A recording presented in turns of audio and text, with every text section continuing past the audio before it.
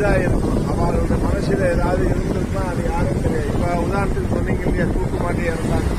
அப்போ அந்த தூக்கு மாட்டி இறந்தவா மனசில் என்ன வச்சுட்டு இறந்தாங்கிறது தெரியாது. இப்போ ஒரு இயற்கை மரணம் அடையிறா அப்படின்னா அவளுக்கு இது இந்த பையனுக்கு இதை செய், அவனுக்கு அதை செய், இந்த கோயிலுக்கு இதை செய், இதான் என்னோட கடைசி ஆசை சொல்லுவோம்.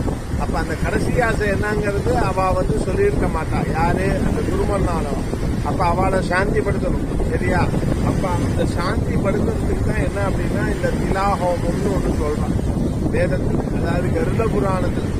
இந்த கருட புராணத்தில் சொல்லும்போது இந்த திலாஹோமம் அப்படின்னா எள்ளுல ஹோமம் பண்ணுறது. திலானா எள்ளு. அந்த எள்ளுல ஹோமம் பண்ணி அவளை சாந்திப்படுத்தணும்.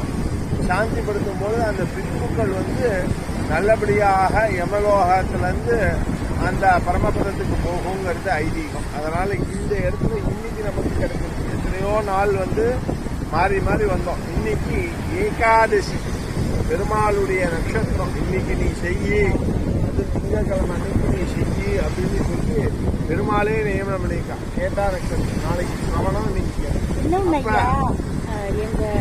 இவங்களோட பையன் ஒருத்தவங்க இறந்த நாள் பார்த்துக்கோங்க. அப்படி சரியா? அப்ப அவர் என்ன சொல்லியிருக்காரு அப்படின்னா, இந்த ஐயர்கிட்ட இந்த நாள்ல இந்த நேரத்துல எனக்கு கொடு. இத்தனை வருஷம் இருந்தீங்களே, வேற ஏதாவது பண்ணியிருக்கலாமே, ஏன் இன்னைக்குன்னு வந்துருக்கு நியமனம்? இன்னைக்கு ஆமா நேரத்தை நம்ம செய்யணும்னு இருந்தது, இன்னைக்கு ஏன் நியமனம் ஆயிருக்கு? அந்த பித்ருவுக்கு ஆசை நம்ம கையால செய்யணும், இந்த இடத்துல இந்த அப்பாவால செய்யணும், இவருக்காக செய்யணும் அப்படிங்கிறது அவங்க நியமனம். அதான் பித்ரு ஆசீர்வாதங்கிறது. அப்ப அந்த பித்ருவே நியமனம் பண்ணியிருக்கேன். இந்த இடத்துல நம்ம செய்யும் பொழுது காலகாலத்துக்கு 21 தலைமுறைக்கு ஏற்பட்ட சாபத்தை இன்னைக்கு நாம விமோசனம் பண்ண போறோம்.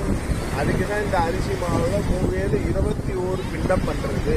எதுக்கு அந்த 7ன்னு சொல்றது அப்படின்னா 7 ஜென்மங்கள், 21 வம்சத்துக்குரியது. அந்த சாபத்தை போக்கக்கூடிய பூஜையை நம்ம இன்னைக்கு செய்ய போறோம் அப்படின்னு சொல்லக்கூடிய. சரியா? அதனால எல்லாரும் நல்லா பிரார்த்தனை பண்ணிக்கோங்க. அதை வச்சிருக்கோம்.